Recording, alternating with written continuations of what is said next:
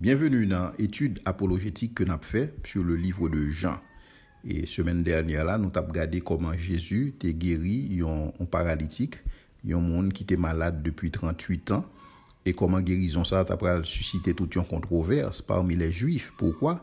Parce que guérison ça a été faite le jour du sabbat, et pire encore, Jésus-Christ m'a demandé mon nom pour le capable prendre cabane pour le marcher. Et donc Jésus-Christ, selon compréhension juif, non seulement il viole le sabbat, mais il encourage moun tout violer sabbat. Ça c'est compréhension pas juif. Et donc Jésus, kounya là, il te voulait rappeler que mais comment bon Dieu travaille et mais comment lui-même tout lui travaille. Maintenant nous dans le verset 17, côté Jésus dit, mais Jésus leur répondit, mon Père agit jusqu'à présent, moi aussi j'agis. Il se pourrait que tu aies une conception et beaucoup de pas juifs que bon Dieu est tout simplement li reposer et le 7e jour et que li pas à l'œuvre encore dans sa création, mais non, bon Dieu à l'œuvre. Bon Dieu, il est évident que li reposer de ses œuvres créatrices, mais cependant bon Dieu à l'œuvre de manière rédemptrice. Et ça que Jésus miracle ça que Jésus opéré pour un homme ça qui était malade depuis 38 ans, l'y entrer dans cadre de travail de rédemption ça. Parce que justement, bon Dieu, effectivement, il reposait de ses œuvres créatrices, mais il reposait de œuvres jusqu'à ce que péché introduit dans l'histoire de l'humanité. Automatiquement, péché introduit dans l'histoire de l'humanité, bon Dieu obligé de reprendre du travail. Donc, il est obligé qu'on y a là, agir au niveau rédemption. Et c'est ça que nous joignons dans toute histoire où est cap déroulé dans la Bible et qui commençait depuis dans le jardin pour le finir juste dans cité ça, dans l'Apocalypse. Donc, où est constamment bon Dieu à l'œuvre, comme il a déployé plan de rédemption ça. Et plan de rédemption ça, Jésus-Christ, ils sont partie prenante là-dedans. Jésus-Christ a un gros rôle que l'a joué dans la rédemption parce que en principe il est le rédempteur et donc dans ce sens-là on est capable de comprendre ça que Jésus a dit jusqu'à présent mon Père agit, moi aussi j'agis parce que au niveau de rédemption tous les deux à l'œuvre et ça qui est passé à homme ça qui est bon piscine c'est qu'il était entré dans le cadre travail de rédemption que bon Dieu t'a fait. Mais cependant, lorsque Jésus-Christ a parlé avec les Juifs, il a dit jusqu'à présent, mon Père agit, moi aussi j'agis. Quelque part, on a l'impression que Jésus-Christ l'a montré son égalité à Dieu. L'a montré que l'égal à bon Dieu. Parce que l'a comparé travail pâle avec travail bon Dieu et ils ont collaboré ensemble dans la perspective ça. Et c'est ça que fait aujourd'hui. Et pendant que les gens ont dit, il n'y a pas dans la Bible que Jésus-Christ dit c'est bon Dieu, mais à l'audience que Jésus-Christ a adressé à terme que Jésus-Christ a utilisé, tout le monde a comprendre ça l'a dit. Lorsque Jésus-Christ présentait comme le Fils de Dieu, il a connaître ce bon Dieu que lui est. Parce que ça a son réalité que lui n'est pas capable de sortir de là. À cause de cela, verset 18, à cause de cela, les Juifs cherchaient encore plus à le faire mourir, non seulement parce qu'il violait le sabbat, mais parce qu'il appelait Dieu son propre Père, se faisant lui-même égal à Dieu. Et donc, c'est compréhension ça, monde qui t'attend de Jésus, audience ça, vous comprenez. Mais ce n'est pas audience, soit regardé, qui vient après, par contre, à partir du 14e siècle, 15e siècle, etc. Vous capable de pas une compréhension ça, qui ça le Fils de Dieu représenté. Mais juif même, il n'y a pas de problème ça. Parce que automatiquement, Jésus a dit que bon Dieu à l'œuvre, lui-même lui à l'œuvre tout. C'est-à-dire que le positionnel dans le même circuit de travail ensemble avec bon Dieu. Et donc, dans ce sens-là, il présente tête comme bon Dieu. Et c'est ça qui fait que juif, il a essayé de faire le mourir. Donc, juif, il vraiment comprendre ça, Jésus-Christ a dit. Et c'est ça qui fait ou même il te prendre comme une sorte de blasphème. Et c'est depuis ça, il a cherché pour voir comment il va finir ensemble avec la vie de Jésus. Il a fait plusieurs tentatives jusqu'à ce que, un an plus tard, il est arrivé, fait que Jésus-Christ cloué sous croix. Mais Jésus-Christ cloué sous croix parce que, justement, monde qui était là, audience, les Juifs, les chefs du Sanhédrin, ils te comprendre que dans la déclaration de Jésus, il était fait passer pour Dieu. Donc, il montrait que il est égal à Dieu. Donc, dans la conception, pas de demi-mesure, ou bien pas de gain, si vous voulez, un doute par rapport à ça que Jésus dit que lié. Donc, on ne peut pas joindre dans la Bible à côté Jésus-Christ quand il dit « Je suis Dieu ». Effectivement, quand le monde, c'est ça, on t'a remis pour capable affirmer que Jésus-Christ c'est bon Dieu.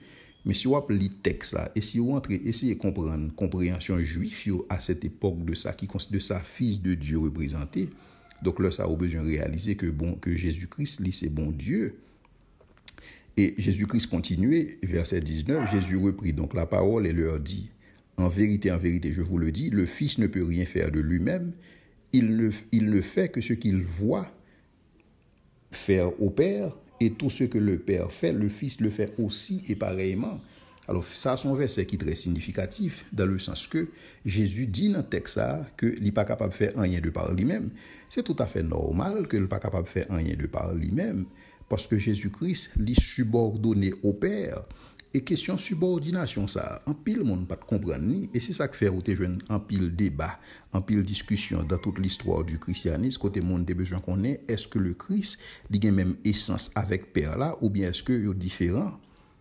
Et grâce à Athanase, qui était là, et pendant le concile de Nicée, donc Athanase était capable de clarifier bagay ça pour eux-mêmes, et donc, et ça, alors pour l'Église, était capable de gagner compréhension ça. Mais ça qui fait là au niveau du concile Nicée, c'est tout simplement un rappel, parce que depuis le 1er siècle, tout le monde a tenté établi que Jésus-Christ c'est bon Dieu. Et même lorsque Jésus-Christ a parlé avec les Juifs, ont à comprendre, c'est ça que Jésus-Christ a dit de tête lui. Et c'est ça que fait, il a essayé de tuer Jésus. Mais cependant, Jésus, en tant que deuxième personne dans la Trinité, il est soumis au Père. Il est soumis au Père de par fonction que lui occupait dans la Trinité. Parce que il y a un pile monde qui pensait que soumission voulait dire que nous pas égal. C'est pas parce que moi soumettre à un monde qui fait monde ça supérieur à même. Non, nous avons soumission au niveau de fonction. Le Père a une fonction parle. Le Père, nous avons dit que c'est le grand planificateur, c'est l'architecte, et le Fils, il est le rédempteur, le Saint-Esprit est le régénérateur. Donc chaque personne en dans Trinité a une fonction par eux, mais en essence, c'est bon Dieu. Et donc, il y a un bon Dieu qui existait en trois personnes. Et c'est la façon dont on est capable de prendre, parce que dans le même texte qui a parlé de subordination du Fils au Père, même texte a dit tout, et tout ce que le Père fait, le Fils le fait pareillement. Mais comment on peut le comprendre? Si tout ça papa a fait, le petit là capable de faire, c'est que petit là c'est bon Dieu. Et texte a clair là. Effectivement, il y a une relation de subordonné, parce que Jésus-Christ, il était fils de Dieu, qu'on est arrivé fils de l'homme. Donc, il y a une relation de subordination qui existait au niveau de la Trinité, parce que Jésus-Christ n'a pas de jamais suspendre bon Dieu, même lorsque il était monde, et il n'a pas de jamais suspendre monde pendant que le bon Dieu cap marché sous terre. Donc, dans le contexte, il est important pour comprendre et réalité que Jésus a décrit lorsqu'il dit que tout ce que le Père fait, le Fils le fait également. Maintenant, chaque monde a besoin de réaliser qui ça papa a fait. Et on regarde papa, c'est lui-même qui planifiait tout ça qui est dans la création. Mais le Fils, rien de ce qui a été fait n'a été fait sans lui. Et c'est qu'on ça le présenté dans le sens que pas bon bagaille que papa a fait, que petit n'a pas capable de faire. Mais cependant, il travaille en étroite collaboration et le Fils, lui subordonné au Père, particulièrement dans le travail de rédemption ça que l'a fait. Et c'est ça que fait dans le verset 20, il dit, car le Père aime le Fils et lui montre tout ce qu'il fait, il lui montrera des œuvres encore plus grandes que celles-ci, afin que vous soyez dans l'étonnement. Donc, non seulement ça, ou une relation d'amour au sein de la Trinité. Et c'est ça que fait Dieu, christianisme, là, ou capable de dire que son Dieu d'amour. Son Dieu d'amour parce que le Dieu du christianisme, c'est une communauté, et cette communauté, ça aurait les Trinités. Et il y a une relation d'amour qui existait dans la communauté ça. À côté, le Fils aime le Père aime le Fils aime le Saint-Esprit aime le Père, etc. Parce que pour gagner l'amour, il faut un objet, il faut un sujet. Et c'est peut-être le problème ça qui gagne avec le Dieu de l'islam. Parce que avant que bon Dieu t'ait créé, qui est-ce que le t'ait aimé? Parce que si pas de gagner, si tu seulement t'es un bon Dieu. Donc là, ça n'a pas de sujet, pas de réalité qu'on a besoin de aimer dans le contexte ça. Et c'est ça que fait le Dieu de l'islam, on n'est pas capable de présenter comme l'amour. Et tout musulman connaît ça tout. Ils connaissent son offense pour présenter Allah comme un Dieu d'amour. Ou pas qu'à faire ça. Parce que avant création, qui est Allah qu'on aimait? Alors que dans le christianisme, c'est différent. Dans le christianisme, tu as l'amour dans la Trinité. Bon Dieu remet petit là remet papa remet Saint-Esprit et vice-versa. Et donc, il y a une relation, il y a une communauté d'amour. Et c'est parce qu'on a une communauté d'amour qu'il faut une communication parfaite au niveau de la Trinité. Et c'est peut-être ça tout, ou capable d'une subordination parfaite au niveau de la Trinité parce que c'est l'amour qui a régné. Et donc, il est difficile pour que un monde capable de cerner et réalité ça que bon Dieu y est en termes de l'amour. Bon Dieu pas un bon Dieu l'amour. Bon Dieu pas commencé rien mais lorsque il créé l'homme. Même avant bon Dieu créer l'homme, bon Dieu c'est un être qui était pleinement épanoui. Donc bon Dieu pas créé l'univers pour son épanouissement personnel. Bon Dieu pas créé l'univers parce qu'il était dans la solitude, il était besoin de compagnie. Non. Bon Dieu existait dans une communauté et dans la communauté ça, il était pleinement et parfaitement épanoui parce que c'est une communauté d'amour. Et c'est ça que Jésus-Christ l'a enseigné dans le contexte relation ensemble avec Papa. Dans le verset 21, il dit « Car comme le Père ressuscite les morts et donne la vie, ainsi le Fils donne la vie à qui il veut. » Donc, il reprend le même thème ça. Côté, tout ça, Papa a fait, petite la fait. Et Papa baille à petite la capacité pour le faire toute bagaille net lui-même. Toute bagaille que lui-même lui fait en tant que Père. Parce que même Jean-Papa a ressuscité le monde qui mourit. Il baille la vie. Et petite la capable de faire ça tout. Et Jésus-Christ a pris le bail preuve là. Dans le sens que Jésus-Christ, même avant que il ressuscité personnellement, il était opéré plusieurs résurrections. Il était ressuscité. Et petit garçon ça qui était appartenu à enfin petite veuve là, il était ressuscité. Nous joignons il était ressuscité la fille de Jairus et nous joignons tout que il était ressuscité Lazare. Donc c'est pas que Jésus-Christ l'a parlé en théorie sans que le pas bail preuve. Bon, il est vrai que dans le moment que le t'a dit ça, il peut opérer miracle ça ou bien sinon miracle ça peut rapporter. Mais cependant, Jésus-Christ, il a une capacité ça dans lui-même, il a la vie dans lui-même autant que le Père a la vie dans lui-même. Et lorsqu'on regarde les relations entre Jésus-Christ et le Père, lorsque nous avons présenté le Père, nous présentons comme le Père éternel. Mais si c'est le Père éternel, c'est que pas de gens ont le Père, là, pas de Père. Et si Père là, t'es toujours Père, c'est que t'es toujours un fils, parce qu'il faut un fils pour Père. Et pour fils là, fils tout faut un Père. Donc dans ce sens ça, ou une relation, ou une éternité entre le Père et le Fils, dans ce sens ça, il existe de toute éternité.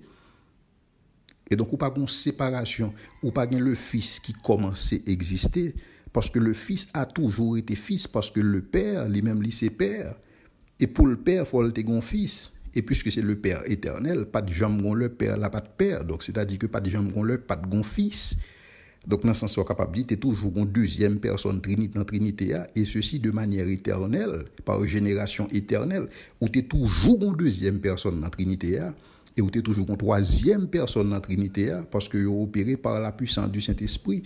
Donc, dans ce sens, ça, où tu es toujours gagné trois personnes dans la Trinité, et c'est ça qui fait en essence, c'est bon Dieu, ils partagent toute même essence. Et donc, il y a un Dieu qui existait en trois personnes.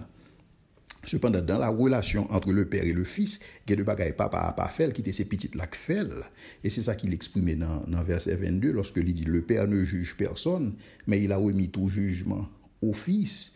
Mais pour le remettre tout jugement au Fils, c'est que faut que le Fils ait une capacité pour le connaître toute bagaille sur tout le monde. Faut qu'il ait une capacité pour le connaître toute idée monde, toute opinion monde, tout acte que monde fait, toute histoire monde. Faut qu'il ait une capacité ça. Parce que pour bon Dieu capable de remettre les jugements, ça, faut lui-même lui aussi omniscient que bon Dieu.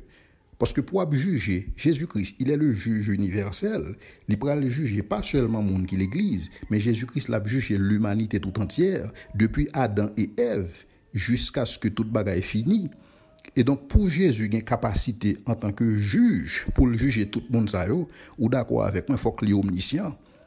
Donc, il faut qu'il connaisse tout ça que Abraham t'a fait, tout ça Isaac t'a fait, tout ça Jacob, tout ça, tout le monde t'a fait dans le temps ancien. Et il faut qu'il connaisse tout ça que fait aujourd'hui, en sorte que pour lui-même, il est capable de un juste juge. Et c'est ça que Jésus-Christ y est. Et déjà, dans la fonction ça que Jésus-Christ peut le remplir en tant que juge, il faut qu'on soit d'accord que ça alimente omniscience. Or, il se trouve que l'omniscience, son attribut divin que lié, c'est seulement bon Dieu qui est omniscient. Et donc, si le Fils est omniscient, c'est que le Fils, c'est bon Dieu tout. Parce que c'est ça qui attribue bon Dieu, pas un monde qui est omniscient. Mais cependant, il remet tout jugement au Fils. Pour qui ça? Parce que le Fils est homme. Et c'est ça qui passe, il sortit de Fils de Dieu à Fils de l'homme. Mais en principe, où tu as besoin, c'est le Fils qui peut être capable d'assurer la rédemption, ça, dans la mesure où que le Fils, lui-même, il a toujours été Fils. Par exemple, il était plus facile pour que vous gagnez le Fils qui d'accord pour que les vienne faite d'une vierge, parce que là, elle fait d'une vierge, puisque il est conçu par le Saint-Esprit, donc il a toujours été Fils. Or, c'est ça que il était avant il était toujours Fils. Donc, il était Fils de Dieu, et qu'on y a là, il est Fils de l'homme. Et dans un certain sens, Jésus-Christ, c'est bon Dieu à 100%, c'est l'homme tout à 100%. Maintenant, en tant que l'homme, il connaît en réalité l'homme, et c'est ça que c'est le meilleur monde qui est capable d'exercer jugement. Ça. Le Père, il remet tout jugement by petit là, parce que petit là, il a une capacité pour le faire ça, parce que lui-même tout, c'est bon Dieu. Et c'est ça que fait dit, le Père ne juge personne. Il n'est pas entré dans le jugement lui-même, mais il a remis tout jugement au Fils, afin que tous honorent le Fils comme ils honorent le Père. Celui qui m'honore, celui qui n'honore pas le Fils, n'honore pas le Père qui l'a envoyé. Texte ça, il y a un peu plus clair. Parce qu'il y a des gens qui ont une mauvaise image sous Jésus, mais ils pensent qu'ils ont une relation ensemble avec bon Dieu. Ça n'est pas possible. Ou pour que dans pile religion, ou pour que vous faites une image de Jésus-Christ. Parce que Jésus-Christ est un personnage universel.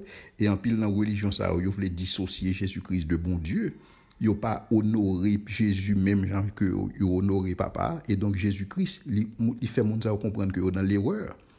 Parce que même Jean-Papa est digne d'honneur, le Fils est digne d'honneur, et tout le monde qui n'a pas honoré petit là, ou pas honoré papa non plus.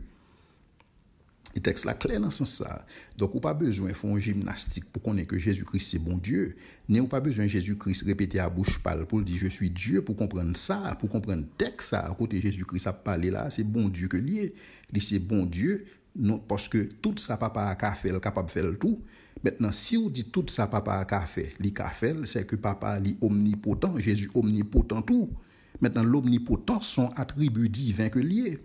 Maintenant, papa remet tout jugement à fils là, en sorte que pour petit là, il pourra juger l'humanité tout entière. Mais pour le faire, ça, il faut avoir une connaissance de chaque monde, une connaissance intuitive de réalité, chaque monde qui existé sous terre ça. Et pour le faire ça, il faut plier omniscience. Et donc, l'omniscience sont attributs divins. Donc, déjà, Jean a montré nous dans le texte ça, ou bien le Fils qui est omnipotent, ou bien le Fils qui est omniscient. Maintenant, si l'omnipotent est omniscient, n'est pas bon Dieu, il y a un problème là. Parce que comment il fait posséder attributs que seulement bon Dieu gagne et puis il n'est pas bon Dieu. Pour qui ça? Parce que le par exemple dit à bouche pâle que je suis Dieu. Non. C'est un problème dans la façon que le monde approche le texte et il a besoin de lier dans la perspective audience que Jésus-Christ a parlé à cette époque et qui a même très bien comprendre le type de déclaration que Jésus-Christ a fait parce que vous tellement comprendre c'est ça que fait vous formé ton complot pour être capable de tuer Jésus parce que non seulement il violait le sabbat mais il appelait Dieu son propre Père se faisant lui-même égal à Dieu. Jean 5 verset 18. Donc il est clair pour juifs que Jésus-Christ a fait le passer pour bon Dieu. Et donc, pour eux-mêmes, il n'y a pas de doute dans ce sens-là. Doute que mon gars dit par rapport à la divinité de Jésus-Christ. Audience ça que Jésus-Christ a adressé à cette époque, il n'y a pas de problème ça eux-mêmes. Dans le verset 24, il dit, en vérité, je vous le dis, celui qui écoute ma parole et qui croit en celui qui m'a envoyé a la vie éternelle et ne vient point en jugement, mais il est passé de la mort à la vie. Donc, les gens qui croient en Jésus-Christ, ils n'ont pas besoin de doute par rapport à qui ça peut arriver pour eux-mêmes lorsque vous allez paraître devant le tribunal. Ça. Parce que puisque vous avez mis foi dans Jésus-Christ, puisque vous avez placé foi, vous avez la vie éternelle. Vous n'avez pas entrer dans le jugement. Donc, il suffit que vous soyez capable de sonder cœur pour capable connaître est-ce que effectivement vous acceptez Jésus-Christ comme sauveur et mettre la vie. Automatiquement, vous avez une conviction que vous faites ça et que vous avez marché dans ce sens ça, dans ce sens monde qui sauvé. Vous n'avez pas pour peur lorsque vous allez paraître devant le tribunal de Christ. Ben en fait, vous avez deux tribunaux. Vous avez le jugement du grand trône blanc. Ensuite, vous avez le tribunal de Christ, tel que le présenté dans la Bible là. Mais la réalité, c'est que les gens qui sont bon Dieu, les gens qui sont Christ, ils n'ont même pas besoin de doute. Ou pas besoin des doutes sous salut. Donc son bagage qui assuré, assuré dans la mesure où tu t'entendais voix bon Dieu, dans la mesure où tu t'entendais parole Christ là, où tu crois dans lui-même. Et lorsque vous placez foi dans lui-même, la Bible dit que ou pas entrer dans le jugement parce que ou passer de la mort à la vie. Et c'est ça que Jésus-Christ fait. Jésus-Christ pas venu sur terre pour capable améliorer le monde. Jésus-Christ pas venu sur terre pour être capable de faire monde vivre plus bon. Mais Jésus-Christ est venu sur terre pour être capable de faire monde qui mourit ou vivre encore. Or, nous étions tous morts par nos offenses et par nos péchés, mais il nous a rendus à la vie. C'est ça que Jésus-Christ fait. Jésus-Christ lui rend nous à la vie parce que nous sommes morts. Ce n'est pas améliorer, l'améliorer nous. Il y a un peu de monde qui a pensé que lorsque vous venez chrétien, c'est que c'est parce que bon Dieu voulait améliorer ou bon Dieu voulait ou pas faire ceci ou pas faire cela. Non, bon Dieu c'est la ville là pour le baou. Parce que tu es mort, qu'on y a là ou gain la vie et la vie qui pas jamais finir. Et c'est ça que bon Dieu promet. Et c'est ça que Jésus-Christ est pral mentionner résurrection qu'on y a tel que Jean pral rapporter dans le verset 25. En vérité, je vous le dis, l'heure vient et elle est déjà venue où les morts entendront la voix du Fils de Dieu et ceux qui l'auront entendu vivront. Et c'est ça qui réalité pas nous-mêmes qui sauvés. C'est que t'es gon le nous t'es mouri, mais lorsque nous t'étendons bon Dieu te permet que nous t'es capable d'entendre la voix du Fils de Dieu et le ça nous vinn gen la vie, nous vinn capable vivre kounya là. En vérité, je vous le dis, l'heure vient et elle est déjà venue où les morts entendront la voix du Fils de Dieu. Et ceux qui l'auront entendu vivront. Maintenant, question fondamentale que chaque monde a besoin de poser tête, est-ce que je t'entends voir ça? Est-ce que je réponds à lui-même? Est-ce que je réponds au message de l'évangile qui fait me connaître que nous tous nous perdus sans Dieu? Mais cependant, bon Dieu, il a un plan de rédemption que il bail en Jésus-Christ qui mourit en tant que notre substitut. Et lorsque nous plaçons confiance dans Jésus-Christ, nous sommes capables de la vie qui ne peut jamais finir. Est-ce que je recevoir un message ça? Est-ce que je crois la donne? Est-ce que je marche comme monde qui croit message ça? C'est là toute question en chita. Parce que automatiquement, quand là, moi approcher texte là comme ça, donc quand je suis capable de dire que effectivement ça a arrivé dans la vie parce que ça Jésus a parlé à son réalité que l'a décrit. Et ça fait le douleur vient et elle est déjà venue. Parce que déjà, dans le temps que Jésus-Christ a parlé, il y a des gens qui étaient des voiles et qui ont commencé à vivre, mort que vous étiez. Ils étaient venus retourner à la vie, ils étaient venus à vivre. Et c'est ça qu'elle dit dans le verset 26, car comme le Père a la vie en lui-même, ainsi il a donné au Fils d'avoir en lui-même la vie. Donc c'est-à-dire que pas de gon, le Fils n'a pas de la vie en lui-même. Donc c'est ça que Jésus-Christ a dit, et puis en fait, dans le verset 19, puis devant, côté tout ça papa qu'a fait, il a fait le tout. Donc même Jean papa gagne la vie dans lui-même, il bail petit là pour que il capable gagne la vie dans lui-même tout et Jésus-Christ prouver ça à travers le monde que nous voyons que Jésus-Christ a ressuscité. C'est-à-dire que Jésus-Christ lui baille la vie, même Jean que le Père lui baille la vie, même Jean que le Père lui gagne la vie. Donc ça encore sont l'autre texte qui montre la divinité de Jésus-Christ, qui montre relation étroite, relation intime entre Jésus-Christ et le Père. Et non seulement ça, texte a dit dans le verset 27, il lui a donné le pouvoir de juger parce qu'il est fils de l'homme. Et c'est ça que je t'ai dit tout à l'heure, du fils de Dieu qu'il était, il est devenu fils de l'homme parce qu'il vient entrer dans l'humanité. Et lorsqu'il est entré en tant que fils de l'homme, Kounia là, il est qualifié pour le capable de juger l'humanité tout entière. Et c'est seulement le pouvoir pour le juger parce que justement, c'est le fils de l'homme. Donc, du Fils de Dieu, que le Fils de l'homme, donc il a une capacité pour le juger.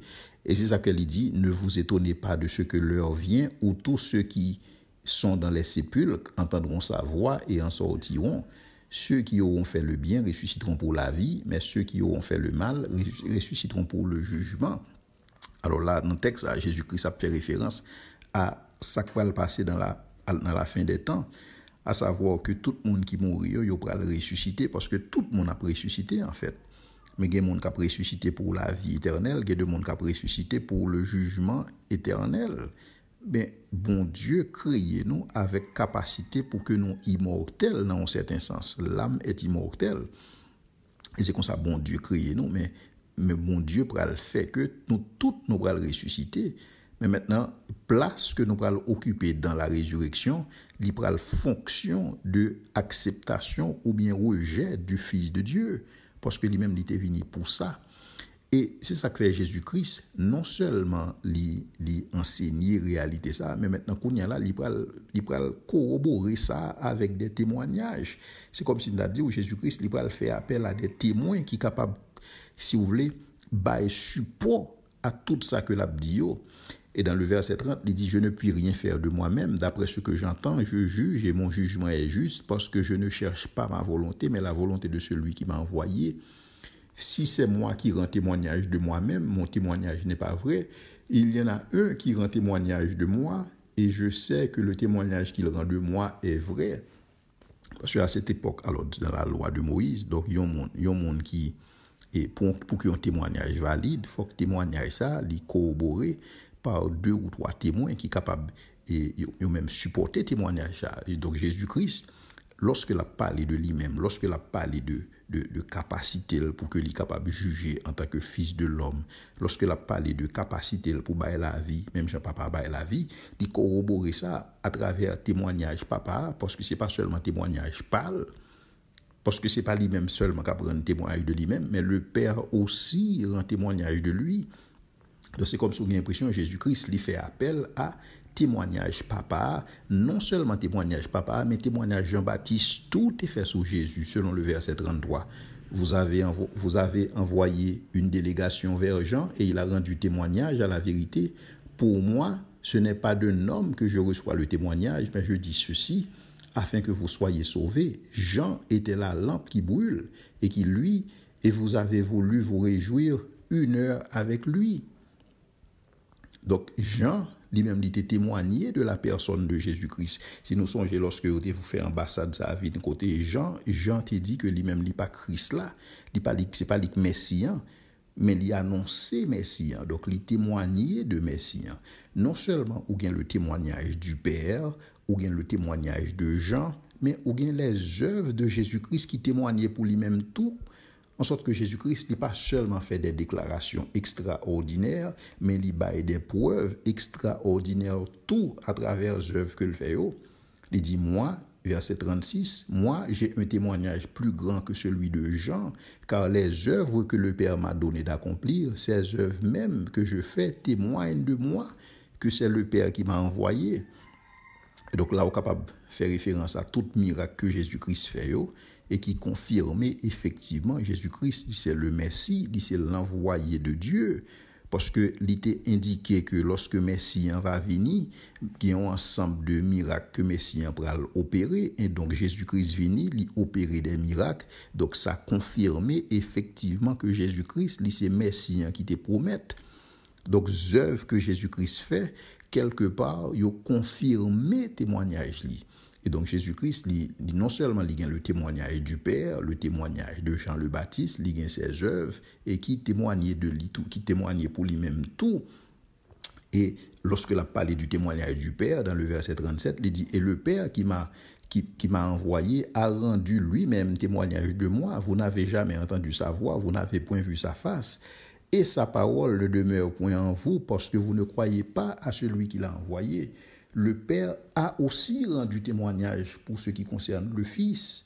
Donc c'est comme si on a dit au Jésus-Christ, par rapport à tout ça que l'a dit, il vient avec des évidences, il vient avec des témoignages. Témoignages de Jean, témoignages du Père, témoignages de ses œuvres, et maintenant, témoignage de l'Écriture. Parce que l'Écriture, tout rend témoignage de la personne de Jésus-Christ. C'est ça que dans le verset 39, il dit, vous sondez les Écritures parce que vous pensez avoir en elles la vie éternelle. Ce sont elles qui rendent témoignage de moi et vous ne voulez pas venir à moi pour avoir la vie. Je ne tire pas ma gloire des hommes, mais je sais que vous n'avez point en vous l'amour de Dieu. Donc, les Écritures rendent témoignage de Jésus-Christ. La loi et les prophètes ont annoncé Jésus-Christ. Et donc, il y a un monde qui ne pas croire dans Jésus-Christ, c'est son problème que lié, parce que c'est un monde qui ne pas recevoir pièce témoignage. Parce que ce n'est pas seulement Jésus-Christ qui parlait de lui-même. Ouais, parce que dans le contexte, il est clair que si c'est lui qui prend témoignage de tête, les témoignages n'est pas vrai, selon ça que la loi dit. Mais il y a Jean le Baptiste qui rend témoignage de lui-même, il y a ses œuvres qui témoignent en sa faveur, il y a le Père qui témoigne, il y a les Écritures qui témoignent. Et donc, dans ce sens, on a assez d'évidence au niveau de tout témoignage pour capable placer foi dans Jésus-Christ. Et le texte a continué, il dit que je suis venu au nom de mon Père et vous ne me recevez pas. Si un autre vient en son propre nom, vous le recevez. Comment pouvez-vous croire, vous qui tirez votre gloire les uns des autres et qui ne cherchez point la gloire qui vient de Dieu seul? Ne pensez pas que je vous accuserai devant le Père. Celui qui vous accuse, c'est Moïse, en qui vous avez mis votre espérance. Car si vous croyez Moïse, vous me croiriez aussi parce qu'il a écrit à mon sujet. Mais si vous ne croyez pas à mes écrits, à ses écrits, comment croirez-vous à mes paroles? Donc, il y a un ensemble de témoignages qui existaient pour ça qui concernait le Fils, mais cependant, le monde a préféré rejeter témoignages pour être capable de recevoir des fables. Et en fait, c'est ça que Jésus-Christ dit que si l'autre monde vient dans nos personnel, il nous recevoir.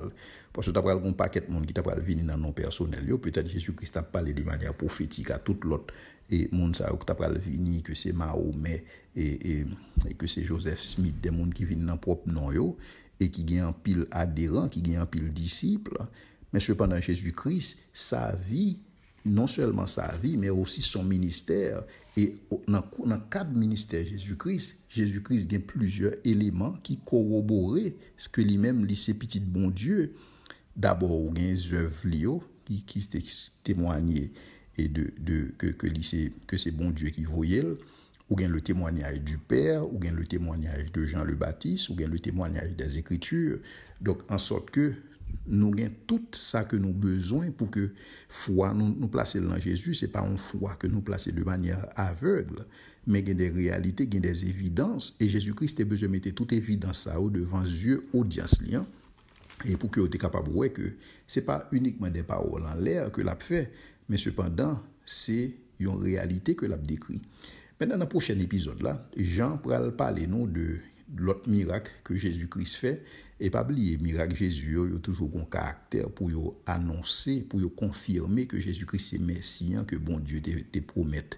Et donc, dans ce sens-là, on pourrait que plus fort miracle que Jean va le présenter, c'est des miracles, si vous voulez, c'est des signes et qui t'est annoncé à l'avance lorsque Messie est venu, mais ça pourra le faire. C'est ça que je me dis avec nous dans le dernier épisode là.